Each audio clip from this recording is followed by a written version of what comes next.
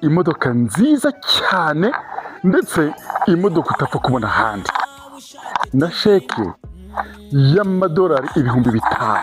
Ibi ngibi ni byahawe nde Kagarara abantu benshi basuzuguraga batari bazi ko nyine ibi bishobora kuba byamugeraho.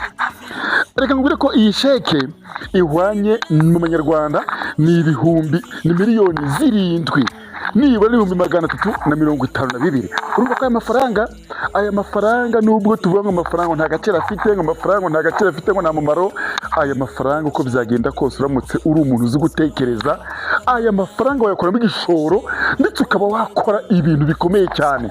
Amafaranga rigaye ikibi cyayo keretse ari ukuyafata ukayakwera cyangwa se ukayashyira mu bindi bintu bidapanze, ariko miliyoni 7 please. Kano kanya wazi kuha nawe urukundeba kano kanya avuga ati genda ushake business ukora, utangire business. Iyo business ndakubwiye uko byagenda kose, niba nta myaku batarakuroze udafite inyatsi, ayo mafaranga yakugirira akamaro. Impamvu tubivuze rero uyu munsi ni ukuvuga ngo reka tuvuge kuri Kagarara, turebe ibyago bikomeye cyane, ni ibyago bikomeye cyane bigiye kumubaho cyangwa se bishobora kumubaho. Ibyago biragenda gute rero cyangwa se biraturuka hehe? Hari abantu benshi muzi, abantu benshi bagiye bahura n'amahirwe yo kubona ikintu cyitwa amafaranga cyangwa se ubushobozi bwo kubona ikindi kintu cyatuma bagira ubuzima bwiza, nyuma bakaba bagiye bakiroha mu bintu bibiri cyangwa se bitatu bikurikira. Icya mbere, Kagarara sinzi niba unywa inzoga, ariko ayo mafaranga nutangira unyweraho icupa rimwe ku munsi, reka tubare ku munsi uramutse unyweye icupa rimwe ry'ibihumbi wenda nubwo anywa mitsingi 2 z'5,000, barango mbese mu kwezi wanywera amafaranga ari gusubiraho. Reka tugende noneho twere kubara inzoga, tujye mu bindi biyobyabwenge bisanzwe. Harimo byinshi, tuvuge ko ugiye mu rumogi nk'uko abantu benshi bakunda kujya mu bintu bitafite umumaro. Kagarara ibyo bintu ni wibeshya ukabikora, ndakubwiye ngo ayo mafaranga uzajya kubona ubone ari ikigare, ugasanga ugiriye mu kigare ya mafaranga, ugasanga reka tuvuge icya gatatu aricyo kinakomeye cyane.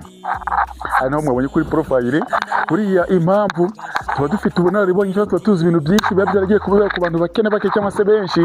Ayo mafaranga niyo modoka Kagarara, wenda tuvuge ko amahirwe ufite, ariko ayo mahirwe n'ubundi umuntu wese ufite amafaranga niko bigenda, ni wiramuka wibeshya ukagenda ukajya mu bakobwa, mu bagore, mu nkumi, cyane ko murabizi ko muri ino minsi umuntu nk'uriya watangiye kuzamuka, nubona abantu benshi batangiye kuvuga ngo Kagarara wanjye, mbona ntabwo barabura abantu benshi batangiye Kagarara wanjye ngo njye n'ubundi ngo namukundaga ngo ndamukunda. Ibyo reka nkubwire ko Kagarara nubyishinga kamubwira inama ya kigabo, ibyo bintu uramuka ubigiyemo ukabyishinga, ndakubwiye ngo ya mafaranga uragiye kubona ubone usigaye kuri 0, byose biragenda biyoyoka. Ibyo bintu ni ibintu bitatu bishobora kuba kuri Kagarara, ndetse ntabwo ari Kagarara gusa, n'undi muntu wese ubonye igiceri, ubonye amafaranga akihutira kujya muri ibyo bintu, ndakubwiye ngo ayo mafaranga urajya kubona ubone Kagarara rwose. Nkugira inama y'abantu b'abagabo, ndetse ngira n'abandi bantu bose bashobora kuba babona amafaranga kuriya. Amahirwe ava kure cyane, kandi amahirwe mu buzima aza rimwe. Ntutekereze ko amahirwe ya kabiri azagaruka. Hari abantu benshi bagiye bahura n'amahirwe akomeye cyane, bakabona amafaranga, bakabona ubushobozi bwo kubona ibintu bizabagirira akamaro mu buzima, cyangwa se byahita bizamura ubuzima bwabo bwose, ariko kubera ibyo bintu uko ari bitatu bikagenda bikabashyira hasi, yarangiza umuntu akagenda akaba imbwa rubebe. Rero reka nkubwire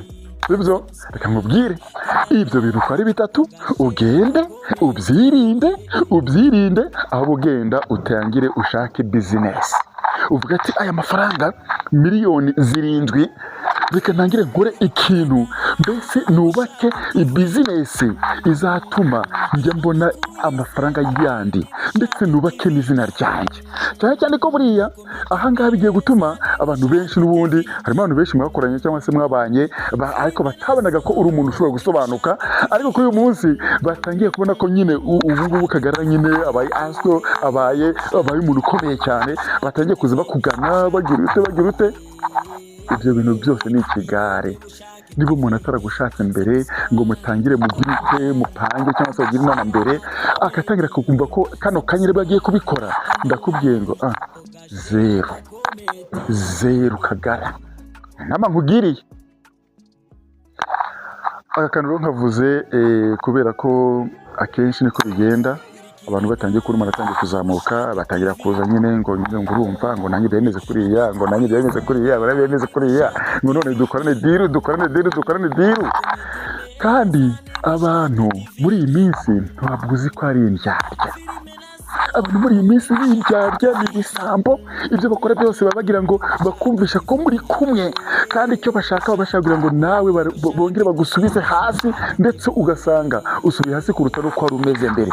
Amahirwe aza rimwe mu buzima, rero ayo mahirwe ntawayitesha.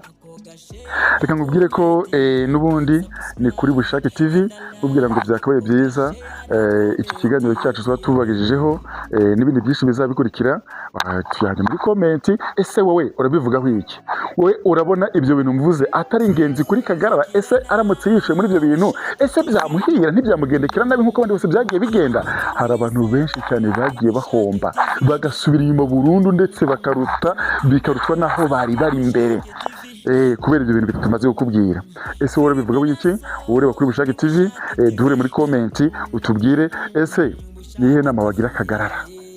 Ni ikihe gitekerezo wabwira Kagarara? Ese nuwe mushinga wabwira Kagarara? Ese ni ikihe kintu wamubwira cyo yakora kugira ngo ari amafaranga atazagenda agahomba kuriya akaba impfabusa, nk'uko abandi bose bagiye bahura n'ibyo bibazo bikomeye cyane ugasanga basigariye kuri zero.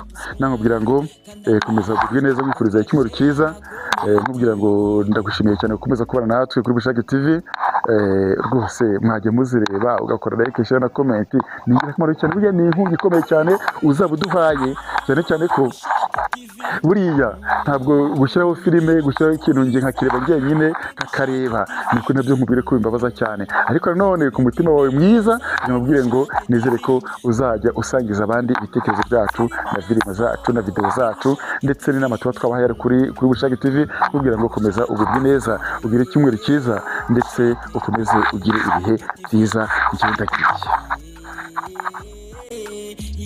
Bushake TV, subscribe, kanda like, akoga share na comment. Subscribe, kanda like, akoga share na comment.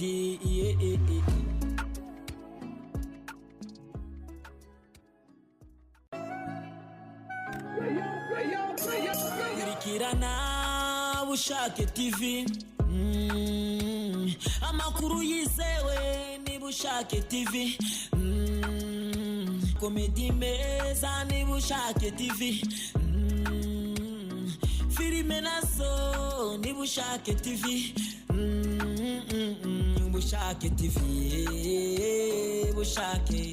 Bushake TV, Bushake TV.